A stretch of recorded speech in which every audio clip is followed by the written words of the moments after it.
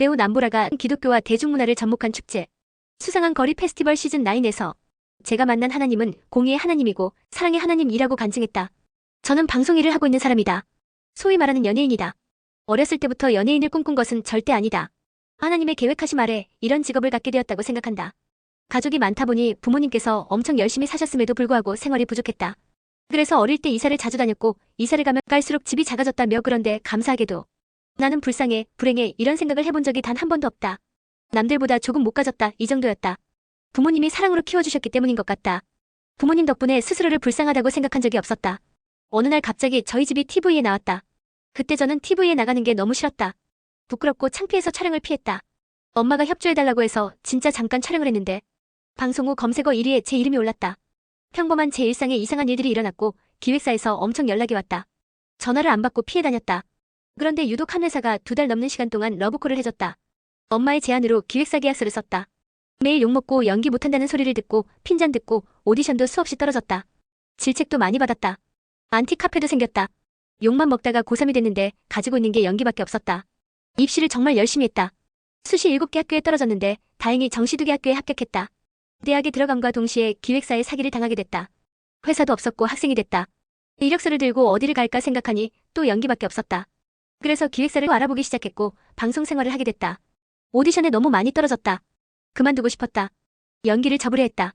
그런데 그때 며칠 전에 떨어진 드라마 오디션에서 다시 연락이 왔다. 다시 오디션 기회를 잡았다. 갔는데 십자가가 있었다. 교회를 열심히 다니고 있었으니까 하나님이 마지막 기회를 주시는 건가 이런 생각이 들었다. 오디션이 끝난 후 큰 역할을 주면 잘할 수 있냐는 질문을 받았다. 제게는 예수밖에 없었다. 방금 막 복사한 대본을 주면서 따라오라 했다. 거기에 소지섭 선배님, 김하늘 선배님, 윤계상 선배님이 딱 앉아 계셨다. 꿈을 꾸는 것 같았다. 첫 작품이 그렇게 시작됐다. 그리고 처참하게 깨졌다. 매일 울고 손가락질을 받고 여기저기서 한숨이 들렸다. 너무 힘들었다. 그런데 시작을 했으면 끝을 맺어야 하니 매일 울면서 대본만 봤다. 그때 엄마가 제 손을 잡고 새벽기도를 가자고 했다. 매일 새벽기도를 가서 엉엉 울었다. 눈물의 새벽기도와 함께 드라마를 끝냈다. 드라마 방영이 시작되고 사람들이 어떤 창의적인 욕을 또 할까 이러면서 무서운 마음으로 반응을 살폈는데 생각보다 반응이 나쁘지 않아 다행이다라는 생각만 들었다. 무서운 게 사라졌다. 어떤 현장을 가든 이것보다 잘하겠지라는 마음이 들었다. 그 후 좋은 작품에 덜컥덜컥 붙었다. 당시 드라마만 5개를 하고 잠을 못 잘 정도로 현장을 뛰어다녔다. 이것 또한 하나님이 주신 선물이라 생각한다. 첫 작품 때 힘든 시간 또한 하나님께서 단련시키신 훈련이라고 생각한다. 새벽 기도를 하던 버릇이 남아 작품 전에 항상 기도를 했다. 좋은 작품을 만나고 좋은 사람들을 만나고 연기를 잘하게 해달라고 항상 기도했다. 그 기도를 하나님이 들어주셨는지 주위에서 저를 찾기 시작했다. 그 후 자만한 마음이 들기 시작했다. 소위 말하는 연예인병에 걸렸다. 겸손하지 않았다. 그리고 시청률이 바닥을 찍고 드라마는 조기 종영을 하고 집안 분위기도 안 좋아졌다. 전 우울증에 걸릴 것 같고 의지할 때는 하나님밖에 없는데 원망의 기도, 어리석은 기도만 했다. 생활도 피폐해졌다. 술을 즐기고 놀았다. 지금 생각하면 왜 그런 생활을 했는지 모르겠지만 당시엔 그랬다. 그런 제게 터닝포인트 같은 일이 일어났다. 어느 날 동생이 연락이 안 됐다. 3일째에 실종 신고를 했다. 낮에는 동생을 찾고 밤에는 교회에서 기도를 했다. 그런데 어느 하루 어떤 사람이 왜 오냐고 말을 걸면서 총알하면 되는데 왜 그렇게 사냐고 충격적인 말을 했다. 너무 무서웠다.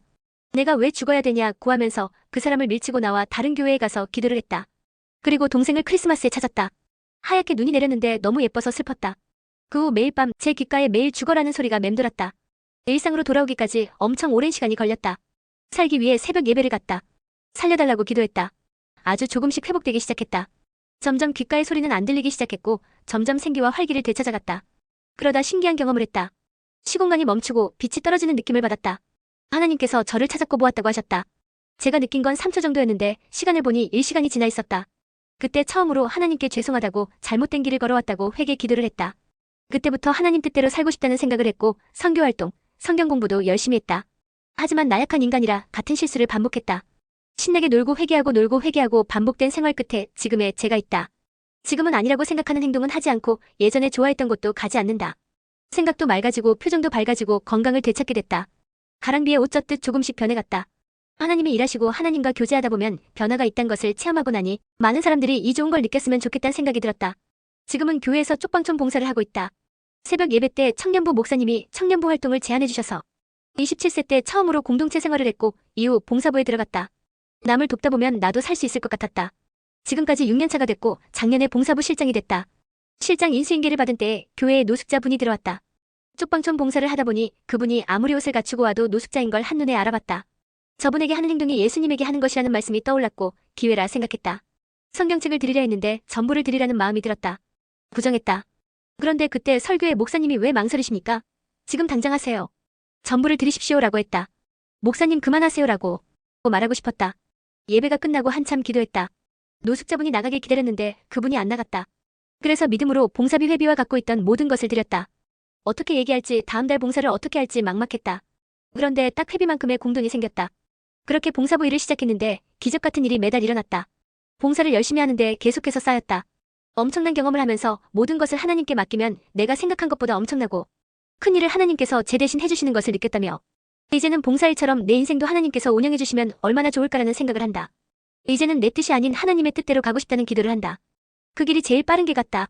제가 만난 하나님은 언제나 저의 소원과 기도를 들어주셨고 마음을 위로해주셨고 놀라운 일을 경험하게 해주셨다. 또 제가 생각한 것보다 저를 멋진 사람으로 만들어주셨다. 한없는 사랑을 베풀어주셨다. 잘못을 했을 때 너그럽게 받아주시고 따끔한 충고도 해주신 공의의 하나님이시고 사랑의 하나님이라며 여러분의 삶에도 저와 같은 하나님의 긴밀한 교제와 역사가 꼭 있었으면 좋겠고 하나님을 꼭 만났으면 좋겠다고 간증을 마쳤다. 예수님의 향기가 나는 그녀의 삶이 되길 축복한다.